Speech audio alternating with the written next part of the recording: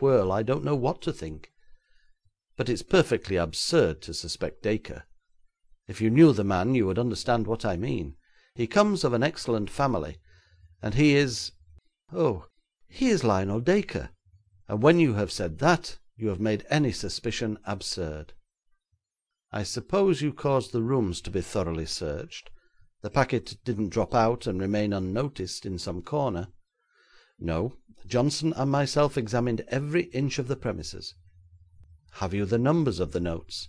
Yes, I got them from the bank next morning. Payment was stopped, and so far not one of the 5 has been presented. Of course, one or more may have been cashed at some shop, but none have been offered to any of the banks. A £20 note is not accepted without scrutiny, so the chances are the thief may find some difficulty in disposing of them. As I told you, I don't mind the loss of the money at all. It is the uncertainty, the uneasiness caused by the incident which troubles me.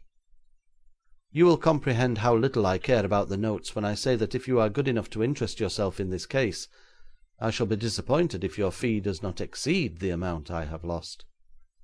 Mr. Gibbs rose as he said this, and I accompanied him to the door, assuring him that I should do my best to solve the mystery.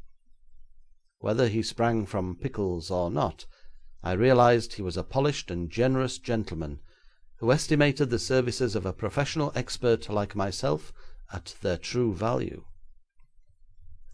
I shall not set down the details of my researches during the following few days, because the trend of them must be gone over in the account of that remarkable interview in which I took part somewhat later.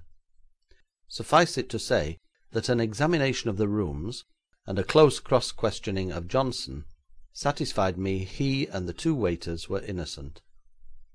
I became certain no thief had made his way through the window, and finally I arrived at the conclusion that the notes were stolen by one of the guests. Further investigation convinced me that the thief was no other than Lionel Dacre, the only one of the 6 in pressing need of money at this time. I caused Dacre to be shadowed, and during one of his absences made the acquaintance of his man Hopper, a surly, impolite brute, who accepted my golden sovereign quickly enough, but gave me little in exchange for it. While I conversed with him, there arrived in the passage where we were talking together a huge case of champagne, bearing one of the best known names in the trade, and branded as being of the vintage of '78. Now I knew that the product of Camelot Frères is not bought as cheaply as British beer, and I also had learned that 2 short weeks before Mr. Lionel Dacre was at his wits' end for money. Yet he was still the same briefless barrister he had ever been. On the morning after my unsatisfactory conversation with his man Hopper, I was astonished to receive the following note, written on a dainty correspondence card: 3 and 4 Vellum Buildings, Inner Temple, E.C. Mr. Lionel Dacre presents his compliments to Monsieur Eugene Valmont, and would be obliged if Monsieur Valmont could make it convenient to call upon him in his chambers tomorrow morning at 11. Had the young man become aware that he was being shadowed, or had the surly servant informed him of the inquiries made? I was soon to know. I called punctually at 11 next morning, and was received with charming urbanity by Mr. Dacre himself. The taciturn Hopper had evidently been sent away for the occasion.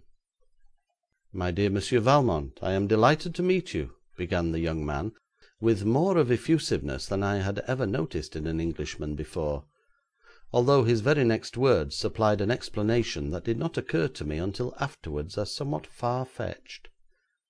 "I believe we are by way of being countrymen, and therefore, although the hour is early, I hope you will allow me to offer you some of this bottled sunshine of the year '78 from La Belle France, to whose prosperity and honour we shall drink together. For such a toast any hour is propitious," and to my amazement he brought forth from the case I had seen arrive 2 days before a bottle of that superb Camelot Frères '78.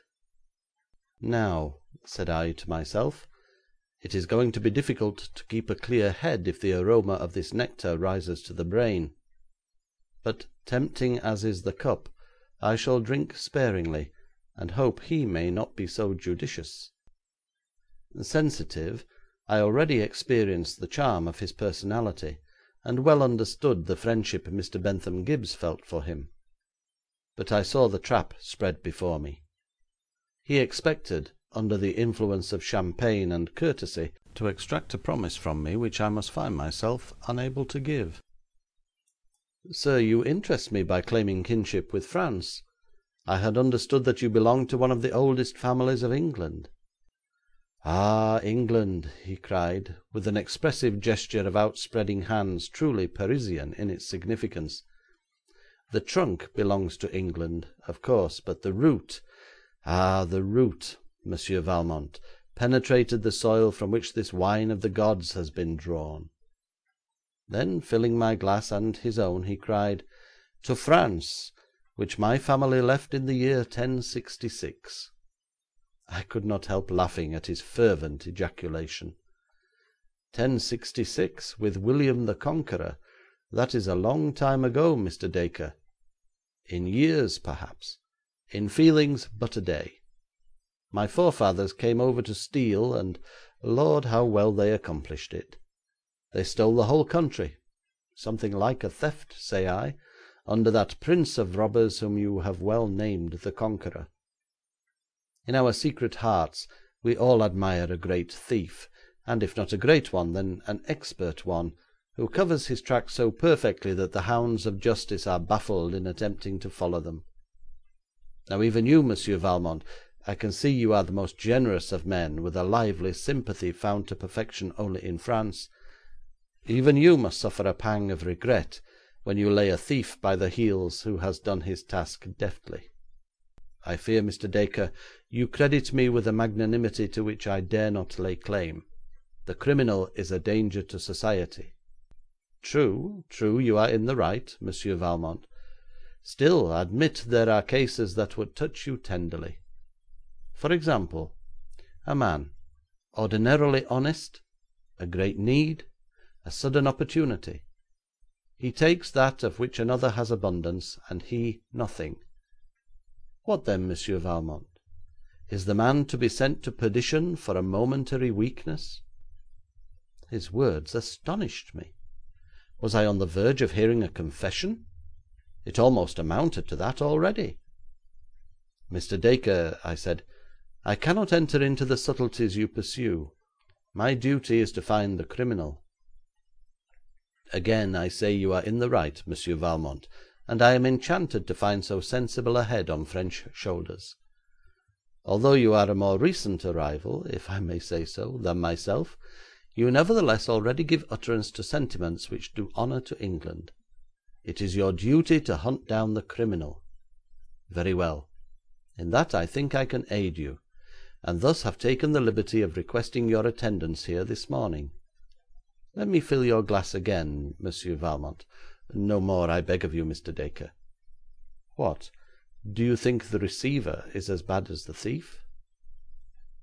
I was so taken aback by this remark that I suppose my face showed the amazement within me. But the young man merely laughed with apparent free-hearted enjoyment, poured some wine into his own glass, and tossed it off. Not knowing what to say, I changed the current of conversation. "Mr. Gibbs said you had been kind enough to recommend me to his attention. May I ask how you came to hear of me?" "Ah, who has not heard of the renowned Monsieur Valmont?" And as he said this, for the first time there began to grow a suspicion in my mind that he was chaffing me, as it is called in England, a procedure which I cannot endure. Indeed, if this gentleman practised such a barbarism in my own country, he would find himself with a duel on his hands before he had gone far. However, the next instant his voice resumed its original fascination, and I listened to it as to some delicious melody. "I need only mention my cousin, Lady Gladys Dacre, and you will at once understand why I recommend you to my friend. The case of Lady Gladys, you will remember, required a delicate touch which is not always to be had in this land of England. except when those who possess the gift do us the honour to sojourn with us.